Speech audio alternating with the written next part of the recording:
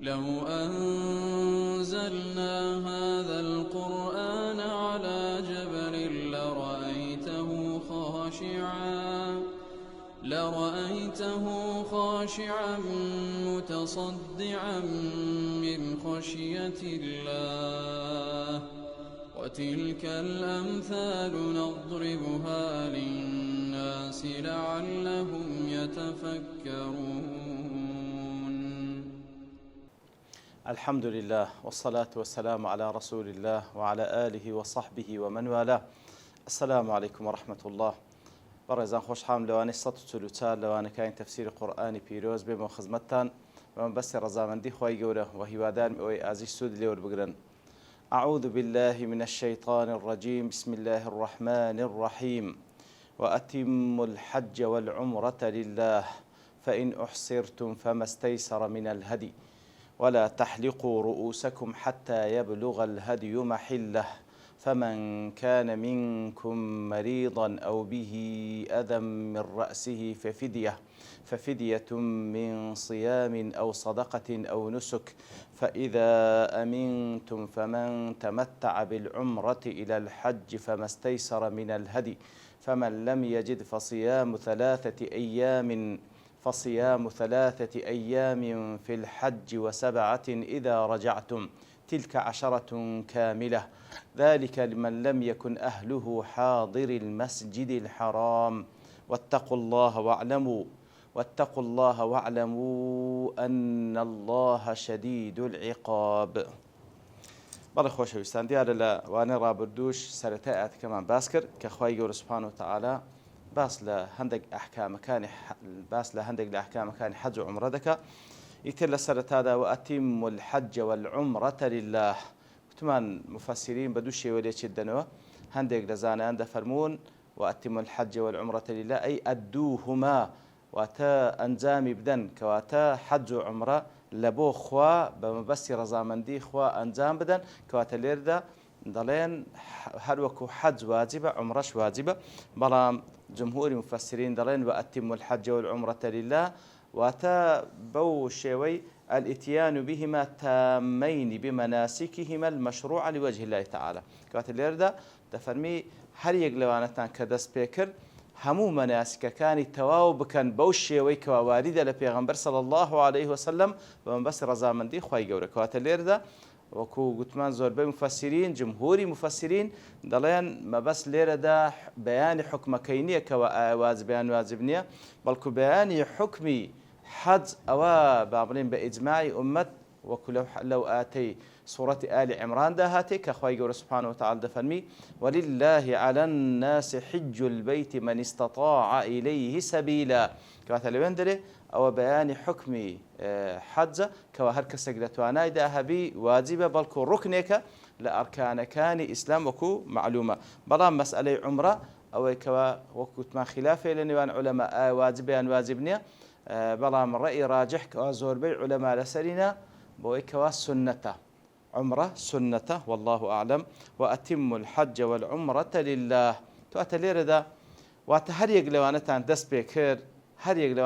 پێ کرد مادام دەستان پێ کرد پێویستە تەواوی بکەن. کەواتە لە ئەو کەسەی کەوا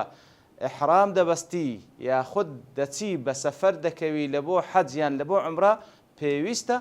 ئەو سەفەرەی پێویستە ئەو حەجەیان ئەو عومرەی تەواو بکە بەو شێوەی کە واریدە لە پێغەمبەری صلی الله عليه وسلم. کەواتە فەمەن شەرع فیهما ئەوەی کەوا دەستی پێکرد بەو سەفەرەی پێویستە تەواوی بکە مەگەر ڕێگری لێ بکرێ وەکو لە دواتر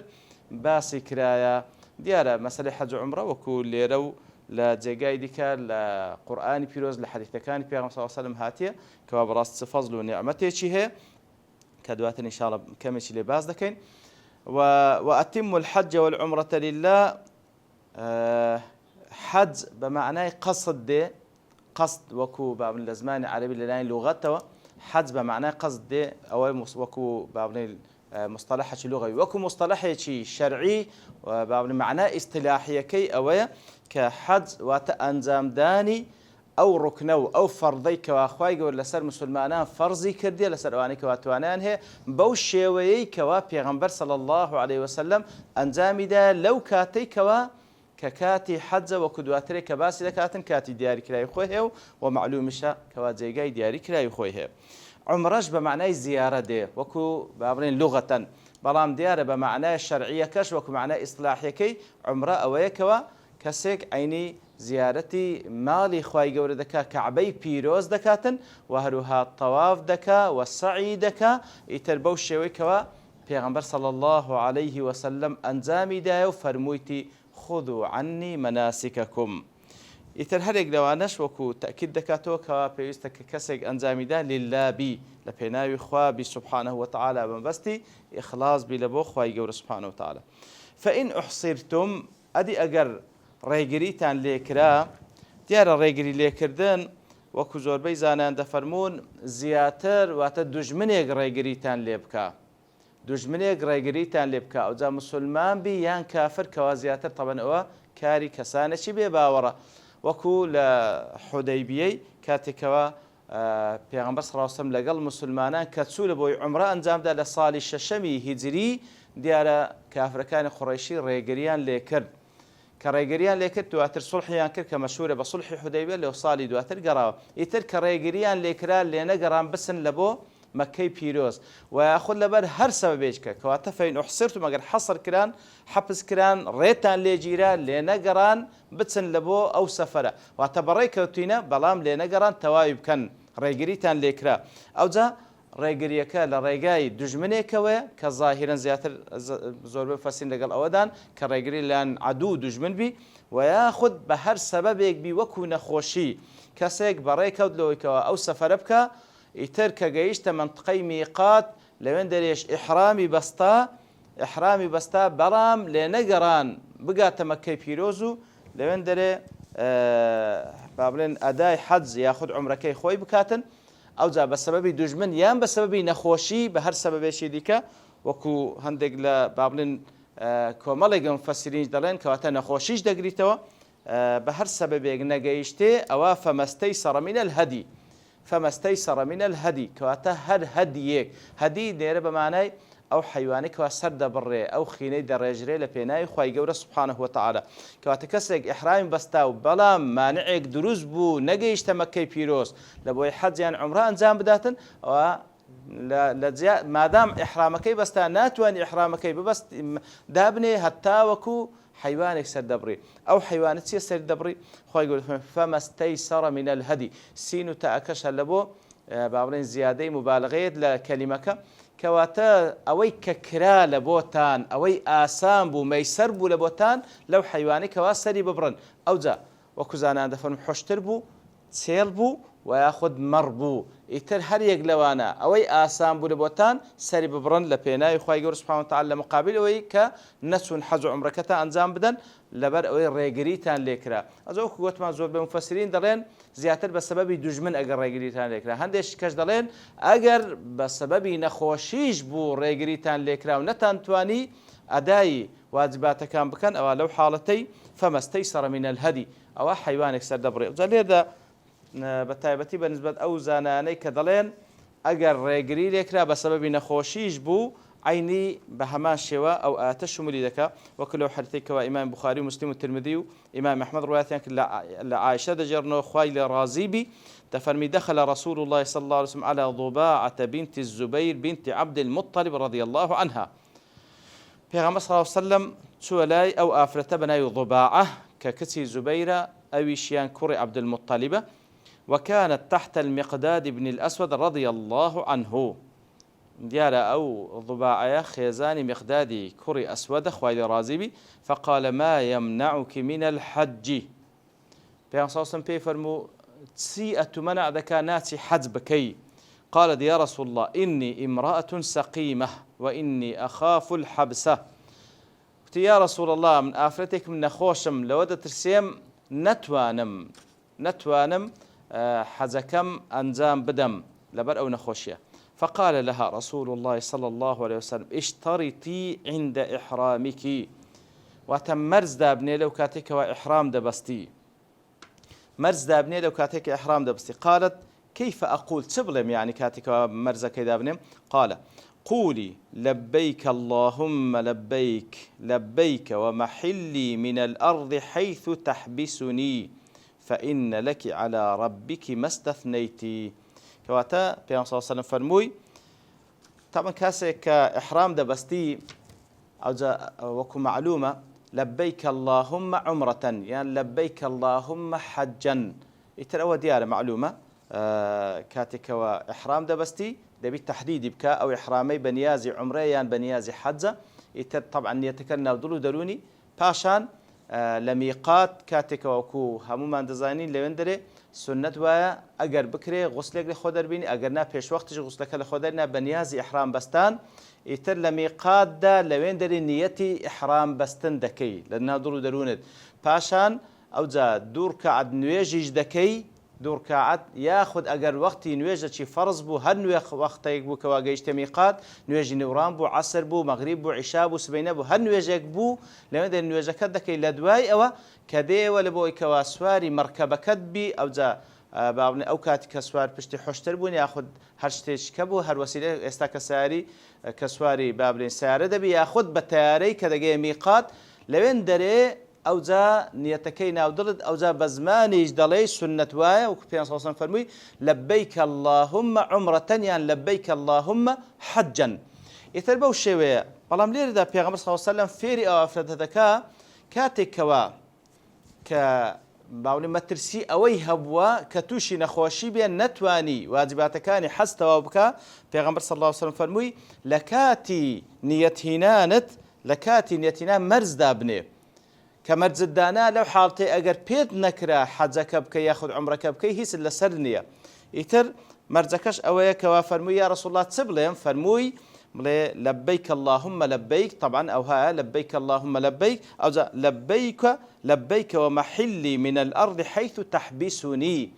يا ربي خوا ولا مد دموا يتر ومحلي من الأرض لو زيجا أمن أو إحرامك لبرم كرديا إحلال دكم أو إحرامك لبرم كرديا داي دنيم لهر زيجا شل سر رويزوي لوين دري تحبسني وتسببك هات بيش كوالي نجر أمن واجباتك بزيب جيم أوزا دجمنك بو وياخذ كزيات بالنسبة لوافرتي أو نخوشه وكبو مانع قالوا يا وكوزانا دفرمون آفرتان أو كوادسن لبو أداي حج وعمرة زور زاران لواني لو حالتي لخوب ترسين كوا لو يندري توشي مسألة بين واجبين واتاك أوانش ك إحرام دبستن لميقاتوا عيني بوشي كبيغمبر صلى الله عليه وسلم فيري آفرتي كردل بو خوي بابا كاري بيني لبيك اللهم لبيك لبيك عمرة ومحلي حيث حبستني ومحلي حيث حبستني كواتل هرتشي اندر إخوايا حبس بوم واتا ليرة مانعك بيدا بو نمتواني واجبات كي بزيب جينم أوا لوين دري أمن بابن التحلل دكم إحرام كي دادنم هي تشي لسرني أوزا الروايات كده فإن حبستي أو مرضتي فقد أحللت من ذلك بشرطك على ربك عز وجل كواتا أقل لوين دري لهر زيقاك نتواني توابكي بهر سببك أو زمنع كراي وياخد نخوشيك ما نعبو لو حالتي أتو تحلل دكي بو شرطة وبو مرزي كوا لسرتا دا هنا يتتو هي تشد لسرنيا إتر فإن أحصرتم فما استيسر من الهدي أجر أحصرتم واتا حصر كلامك قلت ما كزياتر زانان دفن لبو دجمن وأخذ بهر سبب شديك فما استيسر من الهدي لو حالتي حيوانك دكوجيوا أو كوا لتوانات دابو وكو قلت ما باس ماك ولا تحلقوا رؤوسكم حتى يبلغ الهدي محله ولا تحلقوا رؤوسكم وسرتان متاشن طبعا ديارة كسي كوا لجير إحرام دا نابي سري بالتاشي ولا تحلقوا رؤوسكم حتى يبلغ الهدي محله كواتا أو كسي كوا لجير حرام دا يقلا أوشتاني كلي حرام دا بنابي سري بالتاشي بلام دواي أو كوا واجبات كاين تواكل أو زال بوي هي نقل بوي هي بلكو السنة دوا سري بالتاشي بنسبة بياو يان كرتي بكاتوا طبعا سرتاشي نكا بنسبة بياو حلقي بكا خير زيادة بنصي أو حديثي كما بيغمبر صلى الله عليه وسلم سيزاران دعاء للمحلقين سيزاران دعاء دكا اللهم ارحم ياخذ اللهم اغفر وكل روايته هاتي خويا رحمة ومغفرة لبو أو كسان كوا سريان دتاشن لبياوان حلقي دكان سيزاران أو زلو سار من زار دفرمي اللهم اغفر للمقصرين أواني كوا برتيان كردي توا كواتا لدواي أو كوا واجبات كان توا دكا أصل واي كوا إنسان سري كرد كاتويان يان بتاشي بالنسبة بياوان طبعا بالنسبة أفرتان بس كرد نوايا بقدر أنمو لوكو زانيان دفرمو بقدر أوان دي پنزچي سر پنزچي بلان بالنسبة بياوان تاكتر وسري حلق بكا واتبا موسي بيتاشي لبرو سيزاران بيان صلى الله عليه وسلم دعاي لبو كسان كردي كواسريان دتاشن لدعاي كوا بابلين واجبات تاو دكن زاري تارم أو زافر مويتي لبو كسان كوا كرد دكنو كواتا ولا تحلقوا رؤوسكم حتى يبلغ الهدي محل كواتا أو كسي كوا إحرام بستا بلام لبر سببك نيتوان واجبات كان بجيب قينيتن أو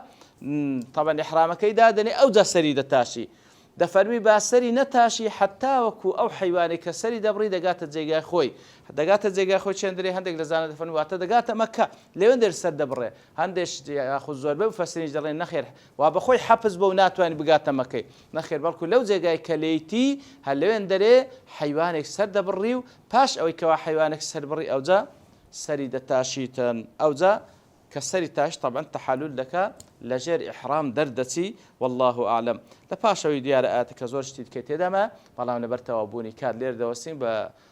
ببستي إن شاء الله تعالى لو نيدا تبين وخزمتي وتواب كين وصلى الله وسلم على نبينا محمد وعلى آله وصحبه أجمعين وآخر دعوانا الحمد لله رب العالمين. لو أنزلنا هذا القرآن على جبل لرأيته خاشعا متصدعا من خشية الله وتلك الأمثال نضربها للناس لعلهم يتفكرون